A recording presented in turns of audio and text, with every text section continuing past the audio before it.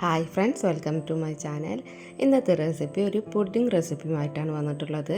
അതും പാലും ബൂസ്റ്റും കൊണ്ട് വളരെ എളുപ്പത്തിൽ ഉണ്ടാക്കാൻ പറ്റുന്ന ഒരു പുഡിംഗ് റെസിപ്പിയാണ്. ആ റെസിപ്പിയിലേക്ക് പോകാം. ചാനൽ ആദ്യമായി കാണുന്നവരാണെങ്കിൽ സബ്സ്ക്രൈബും ലൈക്കും ഷെയറും ചെയ്യണേ. അതിനായിട്ട് ഞാനിവിടെ 1/2 ലിറ്റർ പാല് പാനിലേക്ക് ഒഴിച്ച് കൊടുത്തിട്ടുണ്ട്. അതിലേക്ക് 5 രൂപയുടെ 2 പാക്കറ്റ് ബൂസ്റ്റ് പൊടി അതും കൂടി ഇട്ട് കൊടുക്കാം. പിന്നെ ഇതിലേക്ക് ആവശ്യമായിട്ടുള്ളത് മിൽക്ക് മെയ്ഡാണ്. ഇത് ഹോം മെയ്ഡ് മിൽക്ക് മെയ്ഡാണ്. ഇതിൻ്റെ റെസിപ്പി ഞാൻ കഴിഞ്ഞ വീഡിയോയിൽ ഇട്ടിട്ടുണ്ട്, അതൊന്ന് കയറി കണ്ടു നോക്കണേ. അപ്പോൾ ഇതിലേക്ക് ഒരു 1/2 കപ്പ് മിൽക്ക് മെയ്ഡ് ഒഴിച്ച് കൊടുക്കാം. മധുരത്തിനനുസരിച്ചിട്ട് കൂട്ടുകയും കുറയ്ക്കുകയും അത് ചെയ്യാം കേട്ടോ. പുഡിംഗ് ആയാൽ അത്യാവശ്യം മധുരം വേണം, അതിന് വേണ്ടിയിട്ടാണ് ഞാനിവിടെ 1/2 കപ്പ് മിൽക്ക് മെയ്ഡ് ചേർത്ത് കൊടുത്തത്.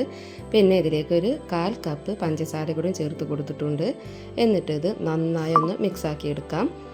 ബൂസ്റ്റിൻ്റെ കട്ടയെല്ലാം പോകുന്നത് വരെ ഒന്ന് മിക്സാക്കി എടുക്കാം. ഇപ്പോൾ ബൂസ്റ്റ് അങ്ങനെ തന്നെ കിടക്കുന്നുണ്ട്, പക്ഷേ ഈ പാല് ചൂടാവുമ്പോൾ ബൂസ്റ്റിൻ്റെ കട്ടയെല്ലാം പോയിരിക്കും. ഇപ്പോൾ നന്നായി മിക്സാക്കി എടുത്തിട്ടുണ്ട്. ഇനി ആ ബൂസ്റ്റിൻ്റെ കട്ടൊക്കെ പോകും പാല് ചൂടാവുമ്പോൾ.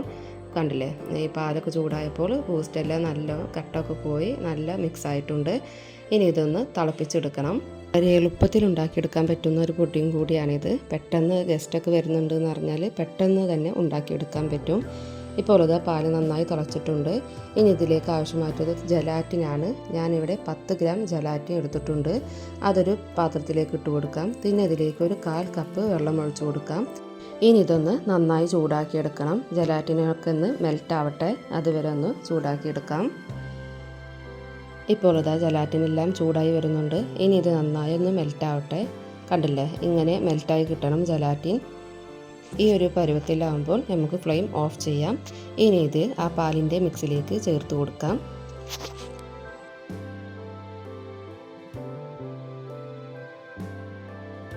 ഇപ്പോൾ മുഴുവനായും ചേർത്ത് കൊടുത്തിട്ടുണ്ട്. ഇനി ഇതൊന്ന് നന്നായി ഒന്ന് മിക്സാക്കി എടുക്കാം. ഇനി ഇത് തിളപ്പിക്കരുത്, ഒന്ന് ചൂടാക്കിയാൽ മതി. ഇനി ഇതൊന്ന് ചൂടാവട്ടെ.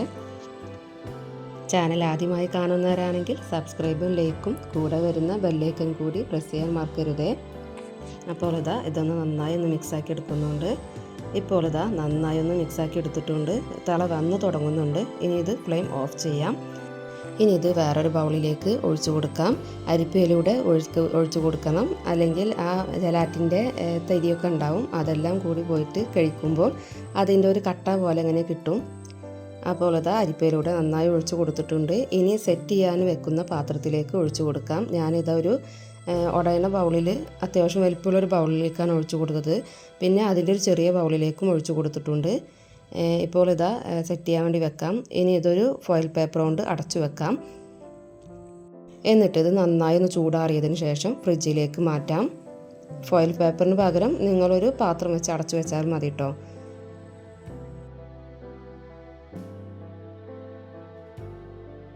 ഇപ്പോൾ നന്നായി അടച്ചു വെച്ചിട്ടുണ്ട്. ഇനി ഇത് ഫ്രിഡ്ജിലേക്ക് വെക്കണം. ഫ്രിഡ്ജിൽ 2-3 മണിക്കൂർ വെച്ചതിന് ശേഷം ഞാനിവിടെ എടുത്തിട്ടുണ്ട്. ഇപ്പോൾ കണ്ടില്ലേ, നന്നായി കട്ടയായിട്ട് നല്ല സോഫ്റ്റായിട്ട് പുഡിങ്ങാണ് കിട്ടിയിട്ടുള്ളത്. ഇനി ഇതൊരു പാത്രത്തിലേക്ക് മാറ്റി കൊടുക്കാം. ഇനി ഒരു പാത്രത്തിലേക്ക് മാറ്റി കൊടുത്തിട്ടുണ്ട്. ഇനി ഇതൊന്ന് കട്ട് ചെയ്ത് കാണിച്ചു തരാം. കണ്ടില്ലേ, കത്തി വെച്ചാൽ മതി, അപ്പോൾ തന്നെ നല്ല സോഫ്റ്റ് പുഡിങ്ങാണിത്. വായിലിട്ടാൽ അലിഞ്ഞു പോകും, അത്രക്കും സോഫ്റ്റ് പുഡിങ്ങാണിത്. അത്രയും സോഫ്റ്റ് പുഡിങ്ങാണിത്. കണ്ടില്ലേ, നിങ്ങൾക്ക് കാണുമ്പോൾ തന്നെ മനസ്സിലാവുന്നുണ്ടാവും സോഫ്റ്റ് പുഡിങ്ങാണെന്ന്. അപ്പോൾ പുഡിംഗ് റെസിപ്പി എല്ലാവർക്കും നല്ല ഇഷ്ടമായി എന്ന് വിചാരിക്കുന്നു. ഇഷ്ടമാവുകയാണെങ്കിൽ സബ്സ്ക്രൈബ് ലൈക്കും കൂടെ വരുന്ന ബെല്ലൈക്കനും കൂടി പ്രസ് ചെയ്യണേ. അപ്പോൾ ഇനി അടുത്ത റെസിപ്പിയുമായിട്ട് കാണാം.